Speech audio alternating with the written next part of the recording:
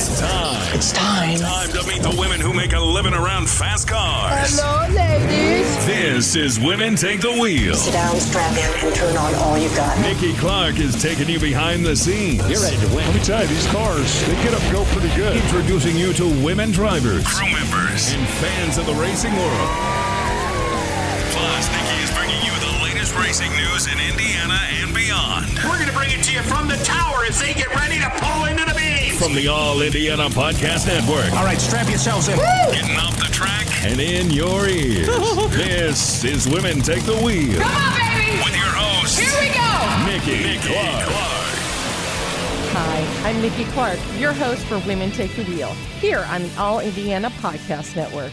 And on this episode, I talk with the most passionate motorsports writer I know, Kelly Wade. We chat about her new book she wrote about Warren Johnson and the joy she gets from sharing stories about sportsman racers. Stay tuned.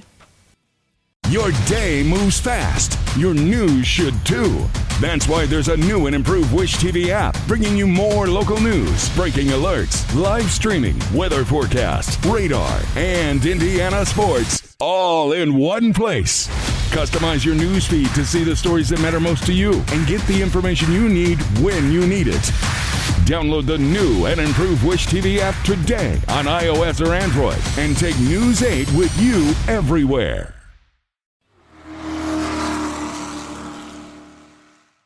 And welcome to Women Take the Wheel. I'm your host, Nikki Clark, and today we're talking to one of my absolute favorite people I love to see at the races, and that is Kelly Wade, who is the founder and editor-in-chief of Winlight News, and she's also a motorsports writer, and she has a book out now. Hello, Kelly.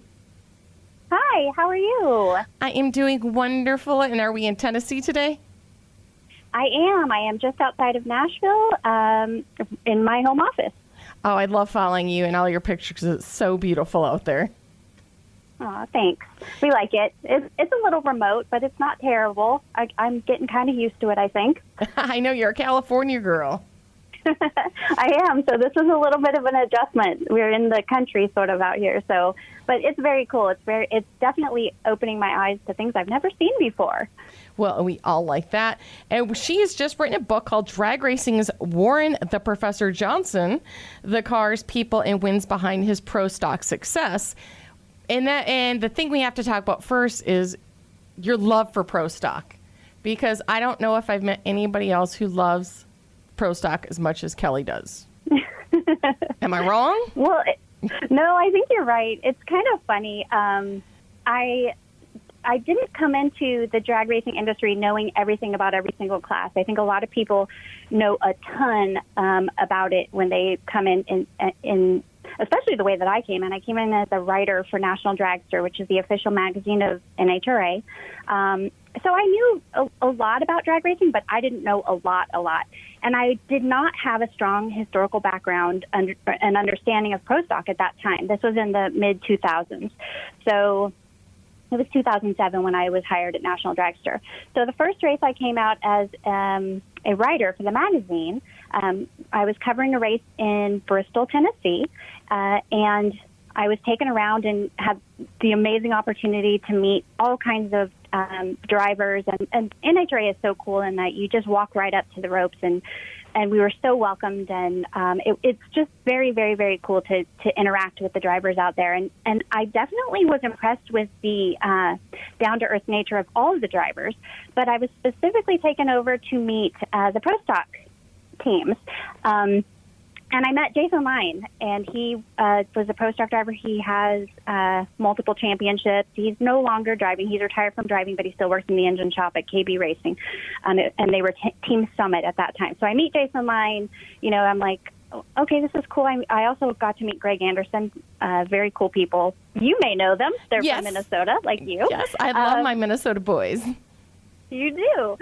So then shortly after that, oh my gosh, they're pulling up to the lane. So we're trying to book it and get all the way up to the starting line. We end up, it's pretty far at Bristol. The pro stock pits are down by the finish line. So we end up getting there. I'm a little bit breathless. and then I was with Candida Benson, who was a fellow writer at that time for National Dragster. So we walk out to the side of the racetrack, and the first few cars go, and it's really cool. Bristol's an amazing track. With the vibration there is very cool. It's me too. So it's a very unique opportunity to be part of the sanctioning body and to be positioned in a place where other people perhaps are not able to go. So at that time, we're kind of far down the track, and Jason Line comes up and he does his burnout. And the way that the sun was, I could see the smoke inside of the cockpit, and I could see like his outline. And I was like, oh, that's cool. And it's a little surreal. You're like, I'm a new girl out here. I just met this race car driver. And now I'm standing not that far away from him on the other side of the wall in the grass, watching him do his burnout. And then he turns to us, and he lifted his hand and he waved. And it sort of did this weird little trigger thing in my mind where I was like, these are real people. These people inside of these race cars are real people.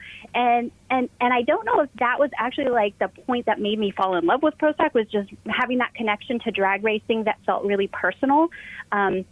But from then on, I really started to pay attention to Pro Stock, and it ended up being a beat that I shared with a very awesome drag racing writer and artist, John Jaduga. So he and I shared the Pro Stock beat for the few years that I worked there, and I just fell in love with the class. It was just it's so intense. It is so competitive. It is not competitive like anything else out there. You have to be such a very, very good and precise driver and hit your shift points, and it's not like a nitro car. I feel, I don't know, how it is to drive these things truthfully, but the nitro car, you just kind of power on through, and you got to keep your composure. And I'm sure it's difficult, but it's not like that Pro Stock car where you really have to be precise, and everything about the car has to be set up precisely right. And just the engineering of it, and the it's just so cool to me. And also, not only that, but it also feels a little bit like, I want to say real drag racing, but that's not what I mean, because I know a lot of people take offense to that because nitro classes are so very, very popular, and they should be. They're an extraordinary exhibition of power and speed. But gosh, these Pro Stock cars, it's almost like they're factory hot rods. You know what I mean? Well, and anyway, I think there's a lot more strategy to them. And here's a funny thing is that a nitro guy doesn't even know how to start a Pro Stock car. I was there when they had to move Jason Lyne's car, and they were taking pictures. Nobody was paying attention. Timmy Wilkerson's like, I'll move it, haha, and he jumps in the car. He's like, I can't turn this thing on. Yeah, funny car driver getting in a Pro Stock car is not something you see every day. Oh, no, I know. And then I think finally somebody's like, oh, my gosh, we need to get Tim out of there. He's pressing too many buttons. These cars are very precise. You can't be in there pushing buttons. I mean, and reaction time among Pro Stock drivers, too. I mean, it is. Yeah. It's down to the minute. Really, it makes a huge difference. It is. And this is such a class that the races are won and lost by thousandths of a second on a regular basis. So every race is thrilling, as long as they're both getting down the track. Every race has the potential to be just like this thrilling, like, oh my gosh, it could be anybody. And oh my gosh, at the finish line, you can't see with your own eyes who won this race. You have to, go back and look at the numbers, and it is very cool. And now, so getting onto your book about Warren, did you know Warren when you were working the Pro Stock beat, or did you meet him later down the road? Yes. So back when I first started with National Dragster, Warren Johnson, his PR folks were John and Joanne Knapp. And John has since passed away. It's very sad, but he was so fun, so funny, and so fun. And I learned so much about him. I learned so much from him during my time with, working with him in the press room. But anyway, so I was going to do a story about Warren, and I needed to meet him. And so he said, come on, it'll be fine. And he Warren Johnson is very, very well established in the world of Pro Stock. He has more wins than anyone else. He has all those championships. He's a little, he appeared at that time to me to be, a little gruff. He did not feel, I did not feel like he was going to welcome me with a hug like Jack Beckman did. Oh, yeah. I'm like, oh, yeah, no. The first time I met Jack Beckman, a funny car driver, he was like, oh, we don't shake hands in drag racing, we hug. And so he hugged me. And so I was like, oh, okay. But, Warren Johnson with his history, and he's very serious and always focused. And I just knew I knew it wasn't going to be that type of situation. And plus, I mean, there's a certain level of reverence that you have for somebody who's so, I think I was starstruck in a way, you know? Oh, yeah. So John now brings me down there to meet him, and I'm all brand new, you know, to this business. And we go into their trailer, and inside of the race haulers, there's a little workstation. So Warren is at the back of the trailer in his workstation looking at a computer, and he is looking at that computer like they are having a conversation. He is deep in that computer looking at that data. And John doesn't think anything of it. So he walks me in there, and he's like, go on, and he's kind of pushing me. And so John says to Warren, this is Kelly Wade. She's a writer for National Dragster, and she just wanted to ask you a few questions for a story she's doing. And I don't know what I said. I truly don't remember, but I do remember that Warren said to me, what's wrong? I'm not going to bite you. and I just stood there stunned. Like, I'm sure my face was, I can't even imagine. And he waited just like 3 beats, and then he laughed. And it was just such a jovial, funny, you know, and it broke the tension totally. And I got right away that he just was giving me a hard time, and that he's funny, and that it was okay now. We were going to have a conversation, and I got my interview, and it was wonderful. But every time I saw him after that, as soon as I would start walking up, he would raise his eyebrows at me, and then he would give me about those 3 beats of like, you know, how's he going to be towards me? Is he going to be okay? And then he'd tell me a joke, like every time. So that was really, so we did have a pretty good rapport going into this, which was very, very helpful. I mean, really, I don't know that it was such a large project. I'm not sure that if you didn't really know anything about him or have a rapport with Warren before this, that it would have been, I feel I had an advantage for sure. Now, whose idea was it to write the book? Was that Warren's, or was that your idea? Who came up with that idea? Actually, I was approached by Cartech Books. They're the publisher. They approached Warren first and said, hey, we'd like to have a book written about you. How do you feel about that? And he was like, okay, yeah, that sounds... I actually don't know how the conversation went, but they approached Warren and his wife, Arlene Johnson, and they discussed it. And then someone recommended me, and Cartech reached out to me. And, of course, I accepted. You know, we talked about it a little bit, and then I sent them an outline of what I thought it should be, and they were like, yep, that looks good. And then we agreed on a contract, and we were off and running. And now, what was the whole process like? Was this is this your first book? This is my first book, yes. So the process, I grossly underestimated it. Oh, my word. I cannot even tell you all of the research and the hours and hours of poring over. I watched every video, you know, that's on the internet, first of all. You know, anything that was available that had Warren Johnson involved in it, I read it, I watched it, I took notes, and then he and I did in-depth interviews throughout that whole process. So I'm researching all the stats, and I cannot tell you how grateful I am for the amazing people who keep stats in this business. I'm a stats nerd anyway. Oh, I was going to say, I'm like, I know you're a stats nerd. I would always go to you. I'm like, stats. Kelly. Well, what's funny is that I don't have a wonderful memory. My memory is not super sharp, but I write everything down, and I keep really good notes. So I do have access to a lot of information, and I continue to build that information. But this is part of why doing interviews makes me nervous, is because, oh my gosh, if you were like, how many times has Warren Johnson won at Atlanta? Like, off the top of my head, gosh, I have no idea. But in my notes, for sure, I can figure this out really quickly. So very grateful about all of the people who kept stats, and that includes really specifically Bob Fry. Bob Fry is the former NHRA announcer, and he is just so much, I found, based on things that he had written or done, and I was able to access, and also the former PR representatives for Warren were very, very thorough. Rick Vogelin was one that I talked to him on the phone, and I got all kinds of info, so it was really cool. But then the interviews with Warren were where all the really life-giving structure of the book came from, because I would come across something that I didn't know, and I would call him and we would talk, and it was a really neat process because he gave me such an open door policy of call me anytime. And they're in the shop. Warren and Arlene Johnson are in the shop. 7 days a week. And they're there from 7 a.m. to 7 p.m. And that is not an exaggeration. And this is every day. And they're always busy. So I could call him at any time in that time period, and he would stop and take a break and talk to me as long as I wanted to talk.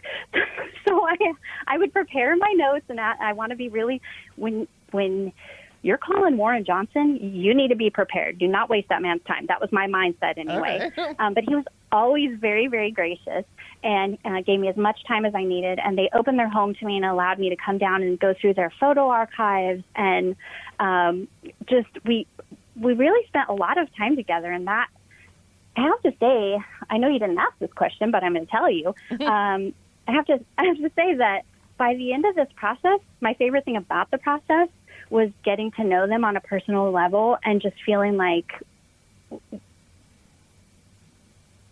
a friendship has formed. And I did not anticipate that at all. I don't go into anything work-related and think, I'm going to make friends with these people. I go into anything work-related and I think, I have a job to do, and I'm going to do that job. And I think sometimes I've left myself closed off to friendships because of that. But this happened so organically. It just was, we would go to dinner and they make me laugh. And like, just, I treasure that so much. And the other side of that is we put together a really cool book, all of us together. This wasn't a Kelly Wade project alone. Like, genuinely, they were both actively involved in this book. And how long did it take? How many, was it a few months or? Oh, Nikki, it took so long.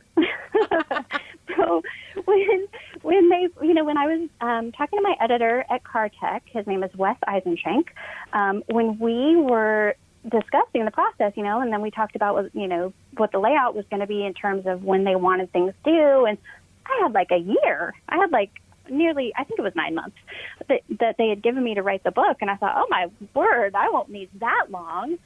Oh my word, I needed that long. Oh my word. So it took nearly a year just to get everything together, and then you start the editing process, where they're looking over everything, and then there's the layout.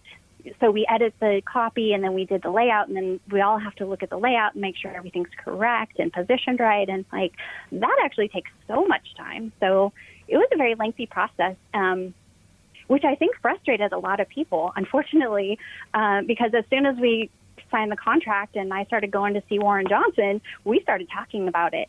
And very cool thing was that people got really, really, really excited. So that's been neat, but also I think it's been really frustrating because I know people were like, oh, I bought this for so-and-so for Christmas, and it pre-ordered it, and like, oh, they didn't get it. And it's like, well, it's not out yet. Now the release date has moved a little. And, so there was, it definitely took longer than I imagined, but I know now. Now I know this is how long it takes.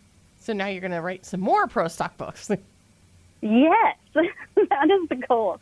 But not just pro stock. I mean, I'm definitely willing to, look at other things. And I do have another book that I'm writing with another driver. I'm not going to say who or what class at this point, but yes. So there are other things in the works. Yes. Yeah, I'll share my quick Warren story because I just adore Warren also because, number one, he's a Minnesota guy, originally from Minnesota. And his sister actually used to live across the street from me. So when I first met Warren, he was more of like, my neighbor's brother, and the cute pictures of him with his niece that I used to babysit. And I'm like, that's the Warren Warren who drives. Oh my. Yeah, and it's just so cute, seeing him play with his niece Brianna, who is to babysit. And so I'm like, oh, anybody who's a Minnesota guy, they're good in my book. Yeah. There are good people up there. I'm not going to lie. Thank you. And then we could talk, now, move on to some other fun stuff. So something else you got out of pro stock was a husband? I just adore your husband too. I'm sorry. I adore him too.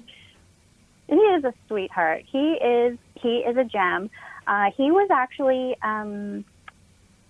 he's an engine builder and a machinist. And he was working with the KB racing team, which is Greg Anderson and Jason Line. So he and I met when I was a reporter for National Dragster. I I was doing a story on the NHRA tech department, and at that race, Greg Anderson, it was in Pomona, at the Winter Nationals, and Greg Anderson set the record. So when the record is set in any class, they go and they have to tear down the engine. So I was with the tech department, and I was just goofing around. I'm standing there, and Patrick, my husband is Patrick Topolinski, who is also a technical producer and co-host on a show called Engine Power, which is part of the Power Nation block of shows. I was going to mention that. Good, you mentioned it too. I'm a good wife sometimes. But so, all right. So he was in there helping tear apart the engine, and I, just being silly, I was like, what is that? And I'm asking him questions, and I wasn't really being silly. I legit know nothing about engines. But as soon as I saw the gasket, I was like, I know what that is, and I was really excited. And we just kind of we had like a playful banter going on, and then we just was a cool connection, and he and I were friends for far too long, in my opinion. But we just struck up a friendship, and he's friendly with everybody. He's just one of those super friendly guys. He's funny as heck, and he knows everything. Like he doesn't know everything, but he knows a lot about a lot of things. And what he knows best is, shown on television as an engine builder and a machinist. So I'm very proud. I'm very, very, very proud of him. And it is very cool that I ended up meeting him in the world of pro stock. Yes. And okay, now I might embarrass you a little bit, but I just want to share how awesome Kelly is, because I worked with you in the PR room in NHRA when I first got started in 13. Yeah, I think is when I started. And you were just like, number one, inspirational. And number two, I mean, you're such a great mentor and everything too. I could always go to Kelly and ask her a question, and she's so sweet and so nice. And one of my favorite things Kelly did is you would bring quotes. You have these cards, these Winlight cards with all these good inspirational quotes. And every weekend, Kelly was like, pick a card. And that was your quote for the weekend. I mean, that does make me feel nervous and a little silly, like for people to know that. But no, I love it.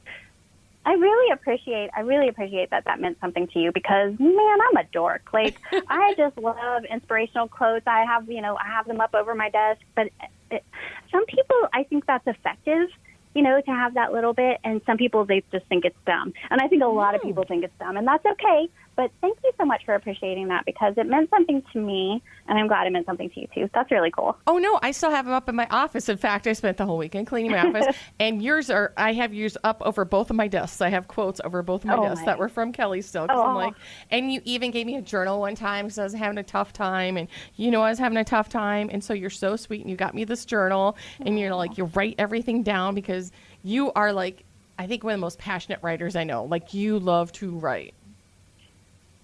I do love to write. Thank you for saying that. I think we all have I think everyone has something that they were given, or your purpose, what your purpose is. And I knew at a really young age that I was supposed to be a writer. I just didn't know how that was going to land or what I was going to do. And I ended up, once I realized where I wanted to write, and it was about drag racing, I did everything I could to get out here, and now I've really done everything I could to stay out here, in the world of drag racing. But thank you so much, because writing is the one thing that I feel like I do have. Oh my you know gosh, what I mean? It's so obvious. I mean, if you follow on social media or anything like that, I mean, you just you see it, and you're like, you can tell how passionate you are about writing. Aw, and we're so lucky you. that racing has you. And so, like I said, you're also a good mentor too. So for, women and girls who want to get into drag racing, maybe from this edge, about writing, media, anything, what kind of advice would you give them? I think that the main piece of advice that I would give, especially in the world of drag racing, and this will bite me on my butt, I'm sure, but the main thing that you really need to have is attention to detail. So it's one thing to come out here and write things, and I mean, a lot of people do it, and there are a lot of people who are good at it, and there are many people who are better at it than I am. But when you lose attention to detail, you lose the story, and you lose respect, and you put things into print in press releases or on social media that perhaps will be used later when someone is trying to write a book. So, see where I'm going with this? Yep. But no, seriously, like it's such a difficult world when you step into the world of PR. I no longer work in PR. I am really and truly focused on writing. So, but I have spent many years, like a decade. Oh my gosh, actually working in PR, and that is so demanding. So if you're moderately interested in the world of PR and motorsports, and you're like, maybe I'll try this, this is not the job for you. You have to go all in every weekend, and not just every weekend. It's a 24-hour, it's a 24-hour a day deal where your phone is on. Oh yeah. And you got to give people your phone number. That's how this works. And it's really demanding. But if especially if you love motorsports and you have interest in that, this is such a wonderful world. I can't even imagine me being in a different world. So I would never discourage someone from it, but you got to know it's a lot of work and it needs to be right. And that's it. There is no hey, I'm going to go to the racetrack and do this and hang out with people. It's like last Friday night when I was in Charlotte a couple weeks ago. It's Friday night, and I'm like in my hotel room with to-go food, still editing pictures, Oh, yeah. You're the last to leave the room, usually. You were the last to leave the PR. I really would try not to be, but the truth is because I really believe with all my heart that it needs to be right when it goes out, even if it's a Friday number 4 qualifier story. I could never just write it real quick. Like, to me, it was like I really need everything to be right, and I need everything to be able to be read as a story. So I'm not the best PR person. I do not consider myself, that is not my strength. My strength is the writing. I ended up in the world of PR in a really fortunate situation, several really fortunate situations. But I'm not the best. And I think part of that is why I was there so late, so often, is because I knew it had to be right. It didn't feel natural to me, and I really, really, really, really tried.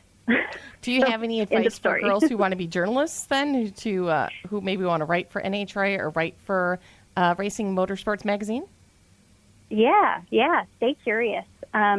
Follow what interests you. I, in the beginning, was writing about women's fashion. So I went from, Really? Yes, I actually was hired at Hot Topic headquarters and ended up writing for Torrid, their sister store, doing some really cool things, writing about women's fashion, doing interviews with people of impact in the industry and things like that. But I loved the people that I worked with, but it was not the right fit for me because I am a jeans and t-shirt gal. I am not the girl who understands how far up I'm supposed to cuff my jeans or how to do my hair or, things like this. Like, fashion was not my bag. So when I loved that job for many reasons, but it just wasn't the right fit. So I ended up in drag racing because I knew that's what I wanted to do. So I just started watching and once I determined that, I started watching the NHRA website until a job came available, and then I applied and I didn't get it. And then I watched until the associate editor position at National Dragster came available, and I applied and I got it. And it was the right fit. And I knew it from the start. You've got to go where your interest is, or what you write isn't going to be any good. It may be passable, but it isn't going to be from your heart. And I really, really know if you want it to be good, you got to follow your heart. See, this is what I love about you. This is inspiration from Kelly. I'm like, this is exactly what I'm talking about here, her passion for writing. And now here's the fun part. Now we get to promote your book, promote Winlight News. Tell everybody where they can find your book and where they can find Winlight News. The book is, thank you, Nikki. The book is available. It's as simple as Googling it, but if you go and you type in Warren Johnson book, you will be able to find it. It is available through the publisher directly. That is cartechbooks.com. And it is also available through places like barnesandnoble.com or Amazon.com, or, if you want to purchase it from your local, small independent bookseller, approach them and they can order it for you. so they may not have it on the shelf, but they will be able to order it. And if you're interested in what I'm up to, you can find me at Winlight News on both Instagram and Twitter and Facebook, and the winlightnews.com website, which is where I post all my sportsman stories. Yeah, so we have to give a plug for this too. I know I should have mentioned this earlier, but Winlight News I love because you find like not necessarily people we know about, but we should know about. Like these interesting stories where, oh, I haven't heard this person, but wow, that's an amazing story. Now I know who they are. Well, I this is the cool thing, and I know I'm talking a lot, so please forgive me. I will try to. The really cool thing that I love about humans is that every single one of us has a story. I have a story. You have a story. Every one of those drag racers out there, and all the people on their teams have stories. Every individual has one, and the crazy thing is that they're all really interesting. So it's just a matter of literally walking out there, walking up to any one of them, and starting to have a conversation, and you will always walk away with a story every time, unless it's someone who's kind of closed off and doesn't want to talk, and I would never try and push anything, but I'm not like unearthing any gems that anyone else couldn't unearth. It's just so neat to me that I am able to walk up to someone and get them to talk, and oh my gosh, I have some really cool stories coming up that I'm super excited about, so please keep an eye on winlightnews.com. Nikki, please, because I think you will really enjoy them. Yay! Like I said, I have passion for racing, but you just like is infectious. Your love is so infectious. Let's put it that way. Infectious love. Aw, pass it on. Thank you. Well, we should do a T-shirt. Yes, there we go. I love that. Well, thank you for coming and talking to me today, and I can't wait to read your book and, of course, see you in person and give you a big hug. So thank you so much. Thank you, Nikki. I really appreciated it. This has been fun.